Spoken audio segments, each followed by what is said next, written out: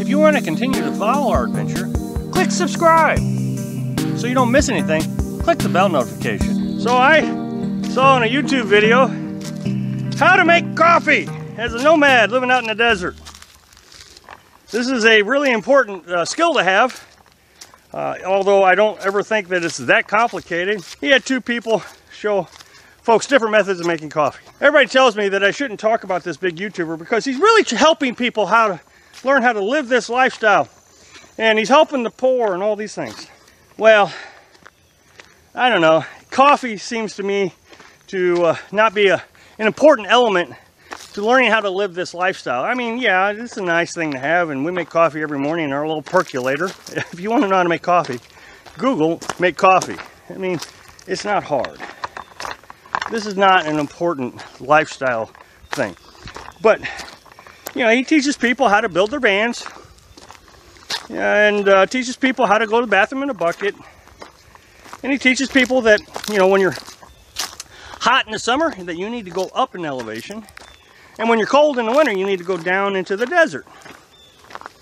Well, that's great. I would love to do that. And I have tried to do that 2 years in a row now, but have been unsuccessful because of life circumstances. But for some reason, he doesn't tell us how to do these things. This is, I think, where the lifestyle really needs to be explored. Is if you can't go out to the desert and be with the tribe, and when you get in trouble, the tribe can help you out. That you're out here trying to survive a Missouri winter because of circumstances beyond your control. And it's happened to us, like I said, twice. 2 winters that we've been out here, we've had to deal with a winter. The first time was in a pop-up camper. Here's what's really troubling to me, is he says that he started his van life in Alaska. So he has the knowledge to teach us how to survive these winters down here in the lower 48 without having to be in Texas and Arizona and Florida. And so what I'm going to try to do, and I'm being criticized for, that I'm not going to survive this winter. You know, I'm going to try to do everything I can to survive, but no, I may not survive this. Because nobody's providing them knowledge. The people who have the knowledge aren't sharing it. And I don't understand why. Well, perhaps I understand why.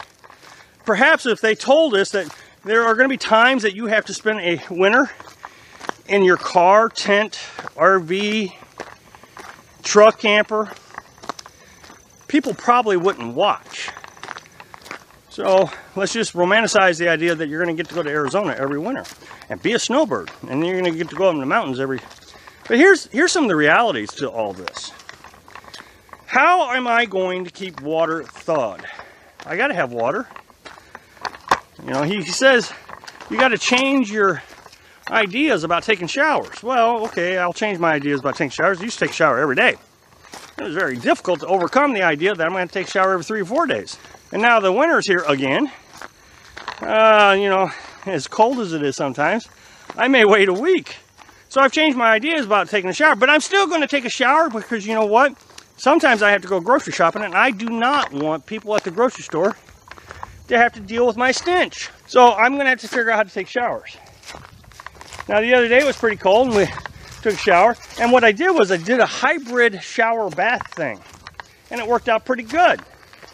So I took my water heater, and instead of setting it up where when I had to shut the water off, I was all cold and everything, I didn't even have to put the tarp up to give it a shower. I could just stand on the floor of the truck bed, and I washed my hair, and I rinsed it off. And then I took the washcloth and just soaped up my whole body, shaved, whole deal. And then I took the washcloth and was able to wipe off all the soap. The whole time I was able to run the propane stove, so the camper was warm, which was a big concern to me because when we take a shower normally in the summer, we take the propane stove out of there. So, you know, just modifying the way we actually take a shower / bath helped out immensely. So I had hot water, still had heat. So that worked out. Now, keeping water thawed, you know, I've got a lot of great suggestions. down in the comments, and a lot of them took electric. Somebody suggested that I get a fish tank heater. You can buy some chicken water heaters at the farm stores, and that's great. But they all do take electric, and they do have some limited amount of time on electric. Now what they're suggesting is just warm up the water when the generator's on. Well, I have one of those inverter generators, so the more power it uses, the faster it has to run, meaning it has to use more gas.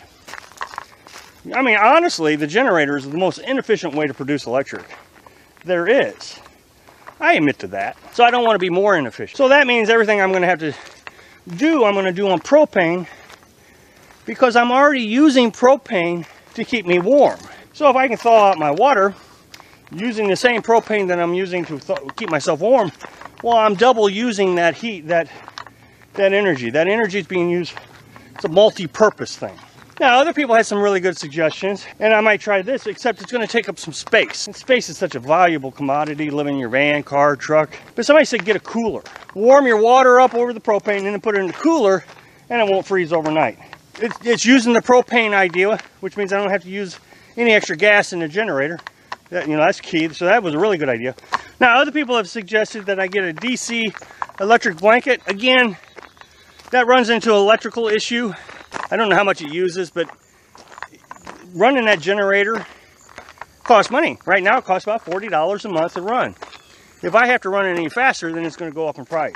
And so, since I'm already having to go up in price in propane, I'm trying to keep the generator cost at $40, because now I'm going to have another $40 to $60 in propane costs that I didn't have over the summer. So anyway, I'm not going to really worry myself about coffee. I'm going to worry about trying to stay warm. So thanks for watching. Like if you like the video, and happy travels.